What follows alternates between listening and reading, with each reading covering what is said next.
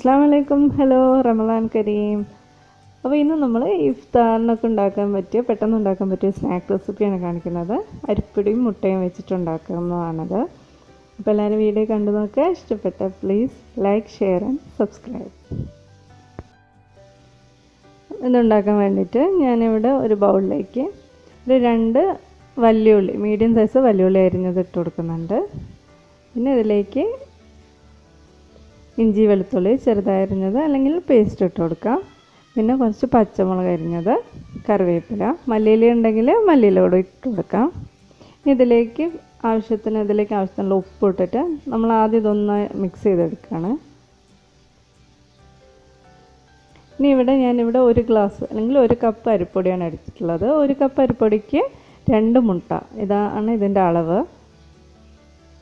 നമ്മൾ മുട്ട ഇതിലേക്ക് പൊട്ടിച്ച് വെച്ച് കൊടുക്കാം.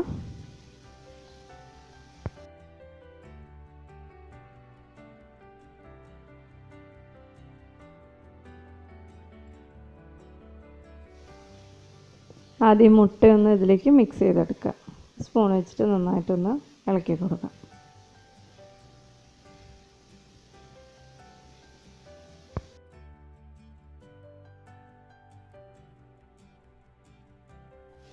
മുട്ട നന്നായി മിക്സ് ചെയ്തതിന് ശേഷം ഇതിലേക്ക് നമ്മൾ അരിപ്പൊടി ഇട്ട് കൊടുക്കാം. അരിപ്പൊടി ഇട്ടിട്ട് ഇതെല്ലാം കൂടി നന്നായിട്ടൊന്ന് മിക്സ് ചെയ്തെടുക്കുക.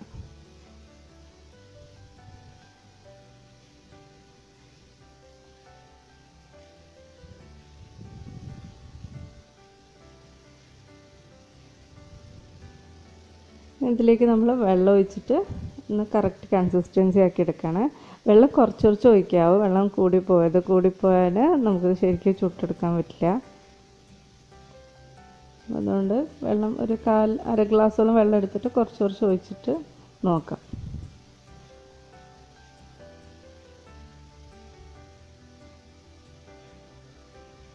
കുറച്ചുകൂടി വെള്ളം ഒഴിച്ച് കൊടുക്കുന്നുണ്ട്.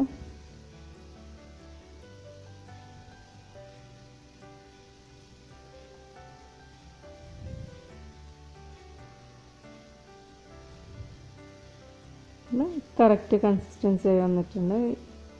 ഈ ഒരു ഇതിലാണ് നമുക്ക് കിട്ടേണ്ടത്. നമുക്ക് കാണാൻ ചെറിയ ഒരു കുഞ്ഞു ബബിൾസ് ഇതിൽ വരുന്നത് കാണാം. ഇതാണ് ഇതിൻ്റെ കറക്റ്റ് കൺസിസ്റ്റൻസി. ഇത് നമുക്ക് അടുപ്പിൽ പാൻ വെച്ചിട്ട് നമ്മൾ ഉണ്ണിയപ്പം ഉണ്ടാക്കുന്ന പാൻ വെച്ചിട്ട് ചുട്ടെടുക്കാം. ഇതിലേക്ക് എണ്ണ ഒഴിച്ചെടുക്കുക.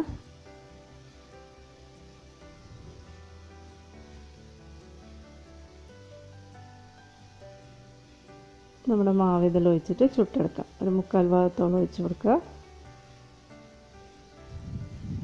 എന്നിട്ട് നന്നായിട്ട് ഒരു ബ്രൗൺ കളർ ആവുന്ന വരെ ചുട്ടെടുക്കുക.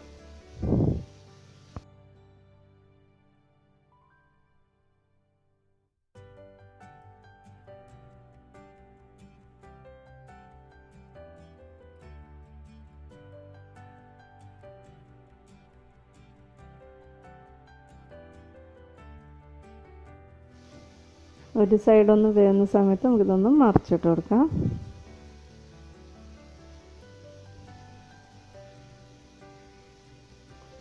ഇതൊക്കെ കളർ മാറി വന്നിട്ടുണ്ട്. നല്ലൊരു ഗോൾഡൻ ബ്രൗൺ കളർ ആയിട്ടുണ്ട്. ഇനി നമുക്കിത് എണ്ണയിൽ നിന്ന് മാറ്റാം.